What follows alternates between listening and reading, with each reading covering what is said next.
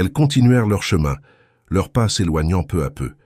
Je soufflais lentement, mon cœur toujours battant dans ma poitrine. J'étais en sécurité pour le moment, mais je savais que cela ne durerait pas. Elles finiraient par me trouver, et quand ce serait le cas, je repoussais cette pensée, me forçant à me concentrer.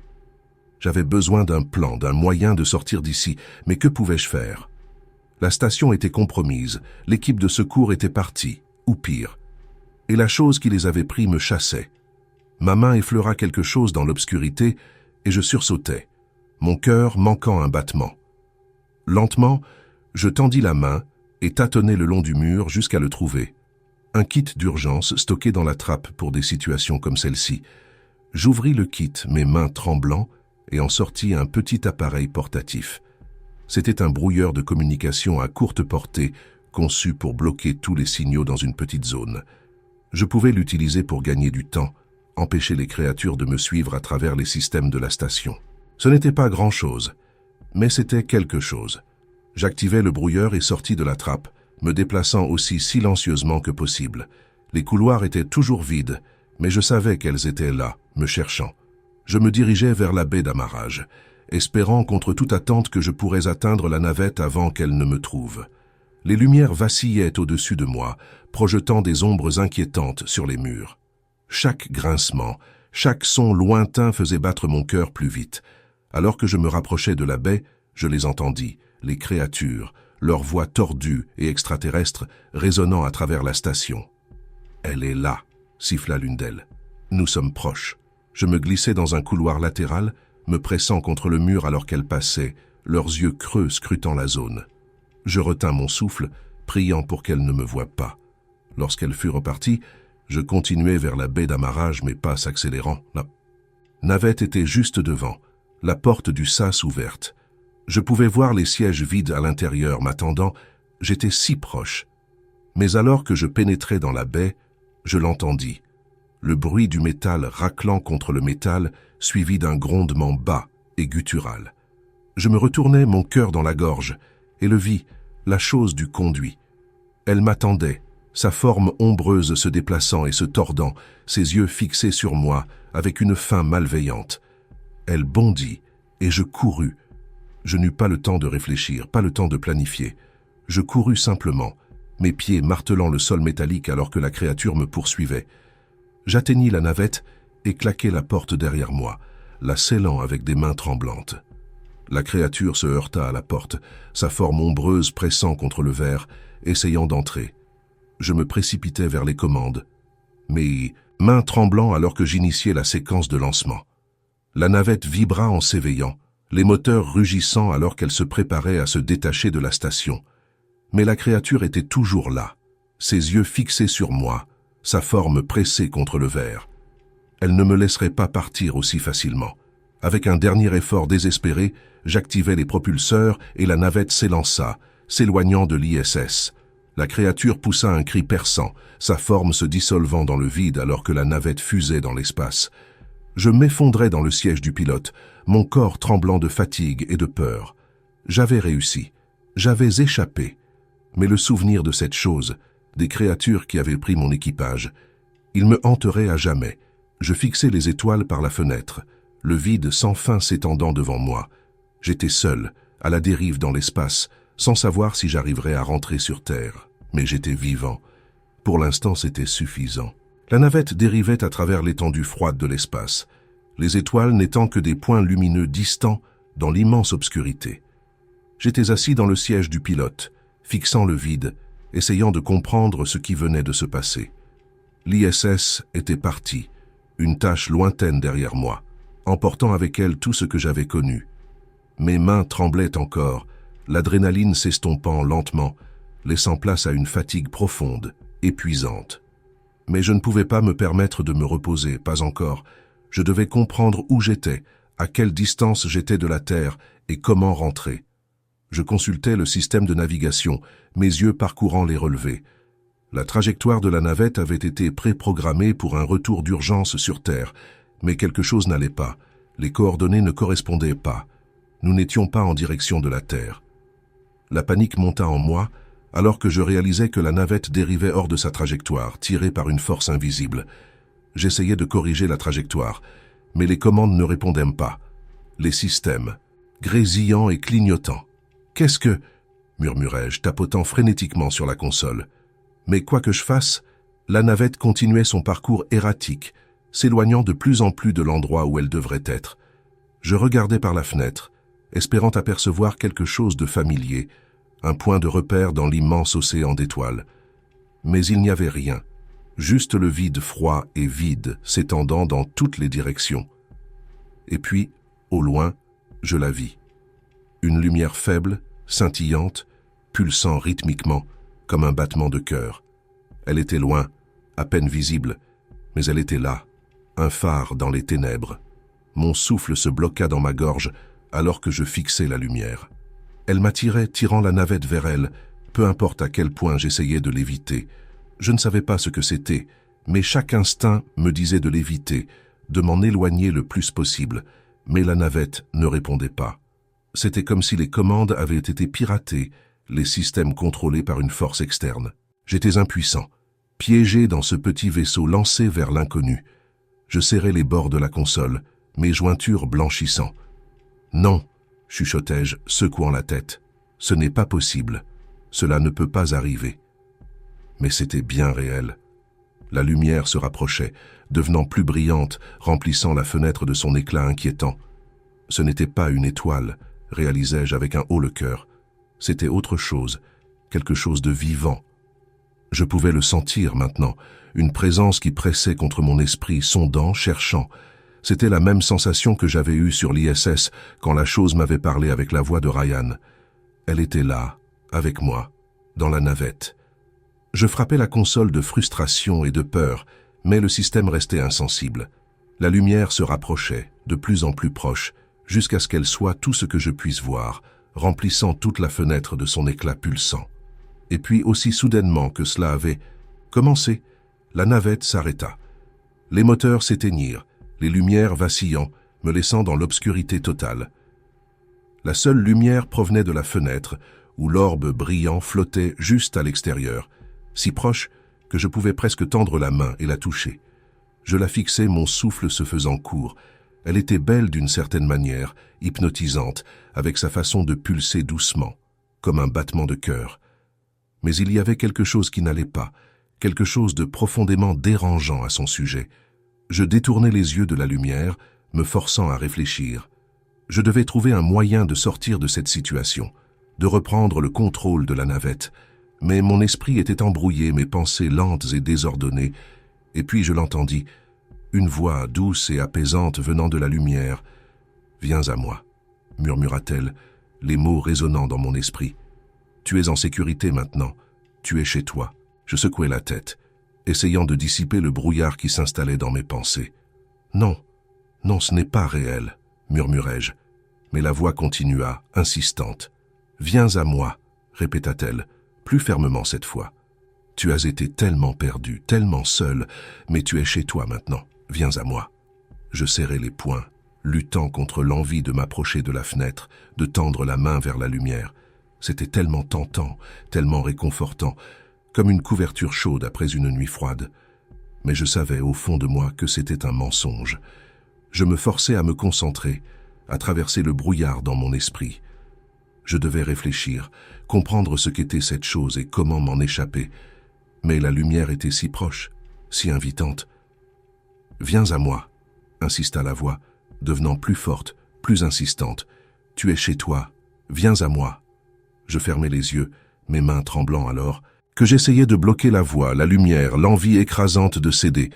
Mais c'était tellement difficile, tellement incroyablement difficile. Et puis, au milieu du brouillard et de la confusion, une pensée émergea. Le brouilleur. L'appareil que j'avais utilisé pour bloquer les signaux de la créature sur l'ISS, il était encore dans ma poche.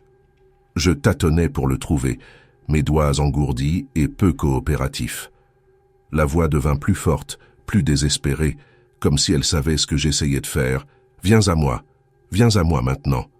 Je trouvai le brouilleur et l'activai, un sifflement aigu remplissant la cabine, alors que l'appareil se mettait en marche. La lumière à l'extérieur de la fenêtre clignota, la voix s'estompant. « Non !» hurla-t-elle, une note de panique perçant dans son ton. Ne fais pas ça. Viens à moi. Tu es en sécurité ici. Je pressai le brouilleur contre la console, espérant qu'il perturberait ce qui contrôlait la navette. La lumière à l'extérieur de la fenêtre clignota de nouveau puis s'éteignit, la voix se réduisant à un chuchotement lointain. Je pouvais sentir le brouillard se lever, mon esprit se clarifiant alors que l'appareil faisait son travail. La lumière à l'extérieur de la fenêtre pulsa une dernière fois puis disparut, me laissant dans l'obscurité totale. La navette redémarra, les lumières vacillant alors que les systèmes se réinitialisaient. Je pris une inspiration tremblante, le soulagement m'envahissant alors que je reprenais le contrôle du vaisseau. Mais ce soulagement fut de courte durée. J'étais toujours à la dérive dans l'espace, toujours perdu, sans aucune idée de la distance qui me séparait de la Terre ou de comment y retourner, et je n'avais aucune idée si la créature était vraiment partie ou si elle attendait simplement une autre occasion de frapper. Je réglais la trajectoire de la navette manuellement, la programmant pour un retour sur Terre. Les coordonnées étaient incertaines, le système de navigation grésillant encore, mais c'était le mieux que je pouvais faire. Alors que la navette commençait son voyage de retour, je m'effondrais dans le siège du pilote, l'épuisement m'envahissant. J'avais échappé, mais je n'étais pas en sécurité. Pas encore, et peut-être jamais. Je fixais les étoiles, me demandant si je reverrais un jour la Terre, si je ressentirais un jour la chaleur du soleil sur mon visage, la brise dans mes cheveux, ou si j'étais condamné à dériver à travers le vide pour toujours, hanté par le souvenir de l'ISS et des créatures qui l'avaient envahi. Mais pour l'instant, tout ce que je pouvais faire, c'était tenir bon et espérer que le cauchemar était vraiment terminé. Le voyage de retour vers la Terre fut long et rempli d'incertitudes. Le temps semblait s'étirer, chaque heure qui passait semblant une éternité. Je passais la plupart du voyage dans un état d'anxiété intense, vérifiant constamment les commandes, scrutant à la recherche de signes de la créature qui m'avait hanté. Mais il n'y avait rien, juste le vide froid et sombre de l'espace, et la promesse lointaine de rentrer chez moi. J'essayais de dormir, mais chaque fois que je fermais les yeux, je voyais les visages de mon équipage. Ryan, les autres, tordus et déformés, leurs yeux creux et accusateurs. Je me réveillais en sursaut, le souvenir de leur voix, moqueuse, suppliante, résonnant dans mon esprit. Les jours se confondaient, une routine monotone de vérification des systèmes, de réglage de la trajectoire et de tentatives pour empêcher mon esprit de se désagréger. L'isolement était atroce, le silence oppressant. Je me surpris à parler à haute voix juste pour briser la monotonie, pour me rappeler que j'étais toujours là, toujours en vie. Et puis, enfin, après ce qui m'a semblé être une éternité, je la vis. La Terre, une lointaine sphère bleue suspendue dans le vide. Un soulagement intense me submergea, une vague d'émotions si forte qu'elle me tira des larmes. J'étais presque chez moi. L'histoire n'est pas encore terminée. Pensez à vous abonner à la chaîne. Mais alors que je me préparais à la rentrée, une sensation de terreur sourde s'insinua en moi. Je ne pouvais pas me débarrasser du sentiment que quelque chose n'allait toujours. Pas que le cauchemar n'était pas terminé. Le souvenir de cette lumière scintillante, de la voix qui avait essayé de m'attirer, c'était encore frais dans mon esprit, un rappel constant des dangers qui rôdent dans les ténèbres. Je passais en revue les procédures de rentrée de manière mécanique, mes mains se déplaçant sur les commandes avec une précision habituelle. Mais mon esprit était ailleurs, tournant avec des pensées sur ce qui pourrait m'attendre à la surface. La navette trembla en entrant dans l'atmosphère, la coque rougeoyant alors qu'elle plongeait vers la Terre. Je serrais les commandes, mon cœur battant dans ma poitrine. Les communications grésillèrent, une voix perçant le statique. « Ici Houston. Navette ISS, vous me recevez ?» Je cherchais l'unité de communication, mes mains tremblant. « Ici la navette ISS, » répondis-je, ma voix rauque. « Je rentre. »« Reçu, » répondit la voix. « Nous vous avons sur le radar. Bienvenue chez vous. » Je voulais croire que tout irait bien, que dès que j'aurais touché le sol, le cauchemar se terminerait. Mais je ne pouvais pas me débarrasser du sentiment que quelque chose était toujours là, attendant. La navette plongea à travers l'atmosphère, les forces G me pressant contre le siège.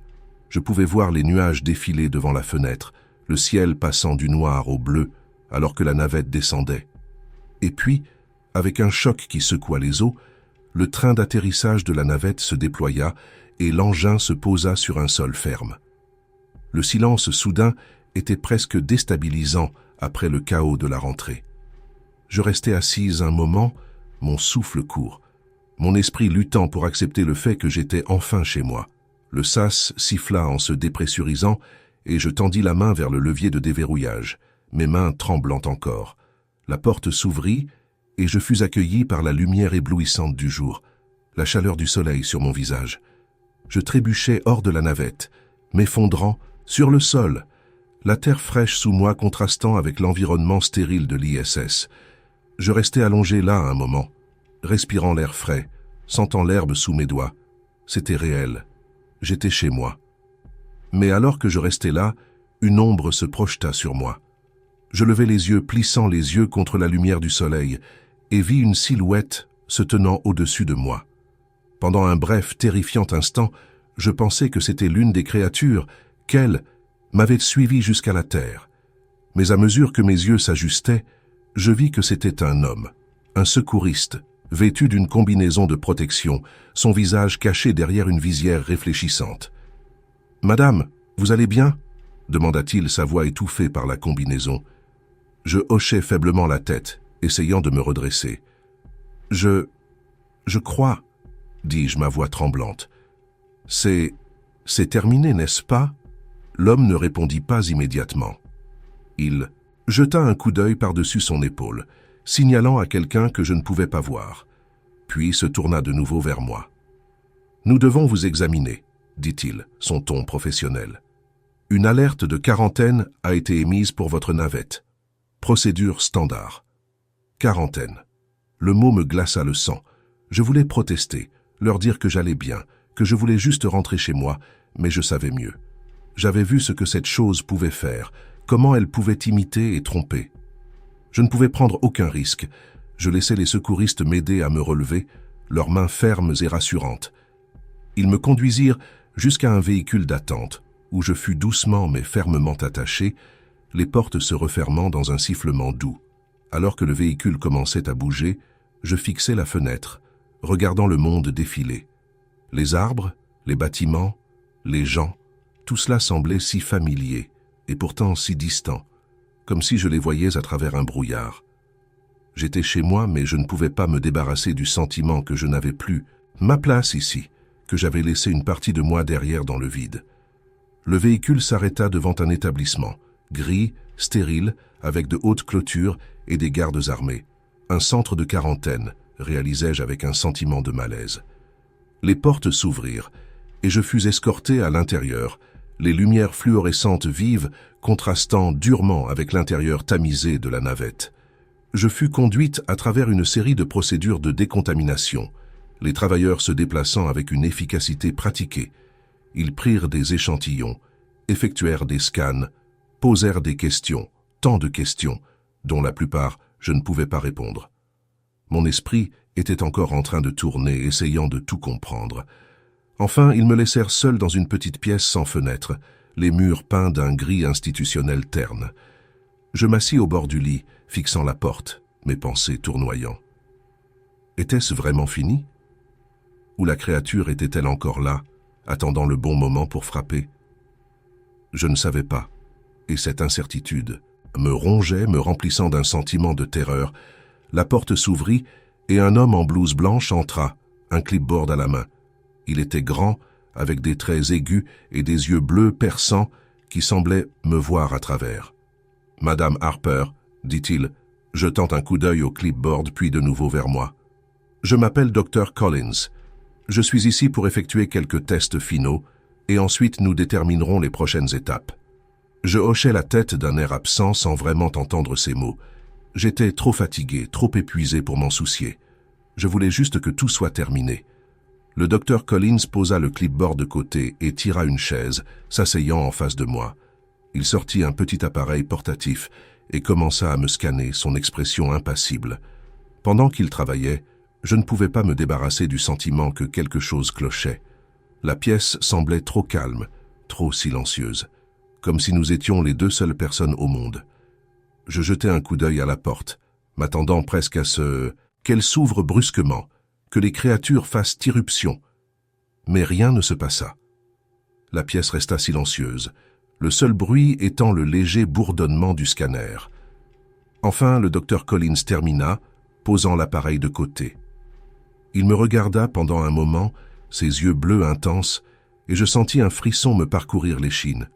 « Madame Harper, » dit-il lentement, sa voix mesurée, « j'ai besoin que vous me disiez, aussi clairement que possible, est-ce que quelque chose est revenu avec vous ?» La question resta en suspens dans l'air, lourde de sous-entendus.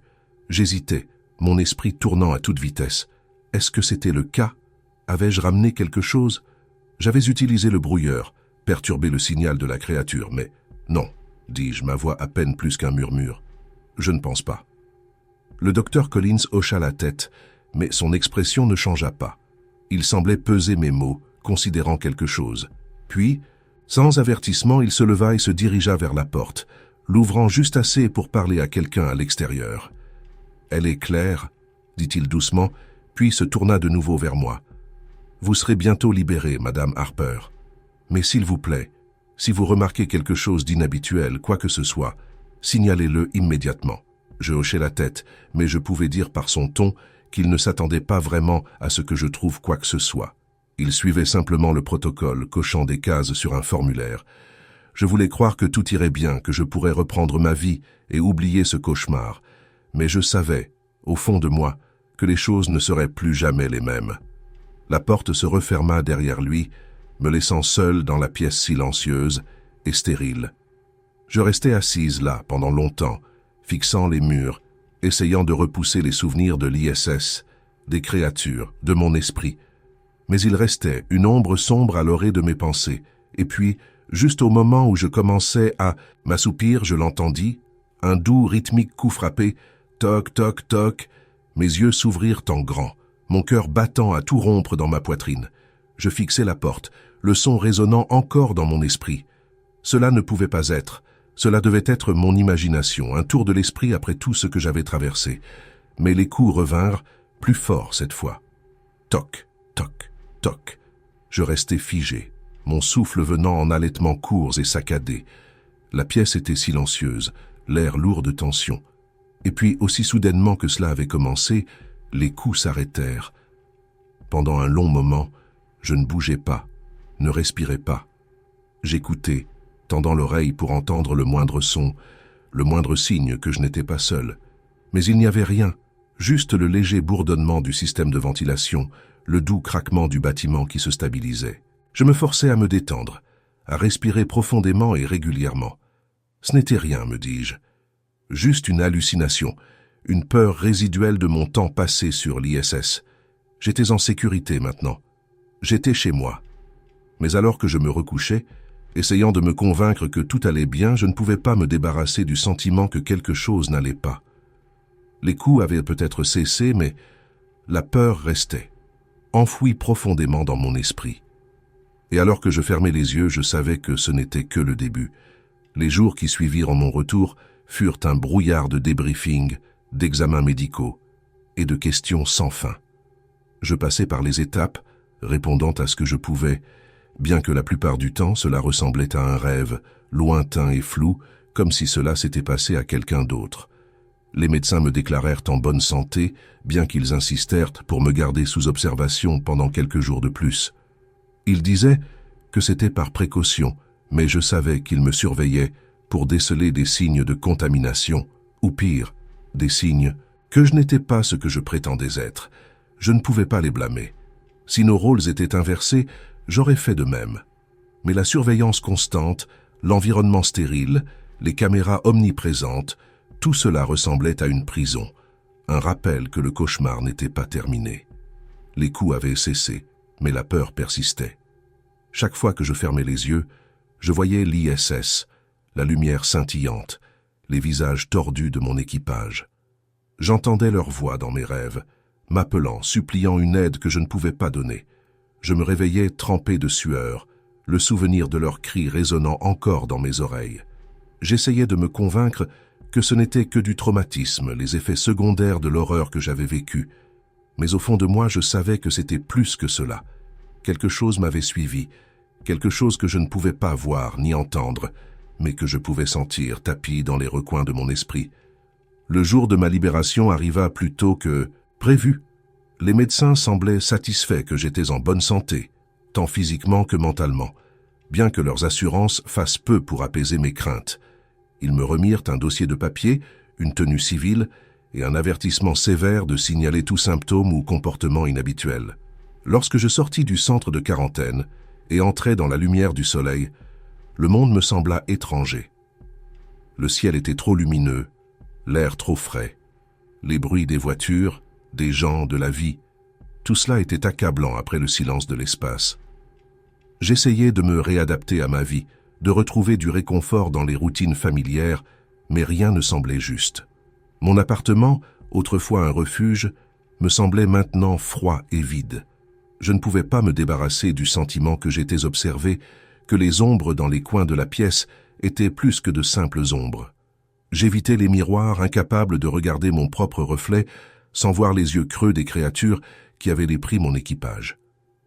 Les coups avaient cessé, mais chaque grincement des planches du sol, chaque bruissement des rideaux me mettait les nerfs à vif. Je ne retournais pas au travail.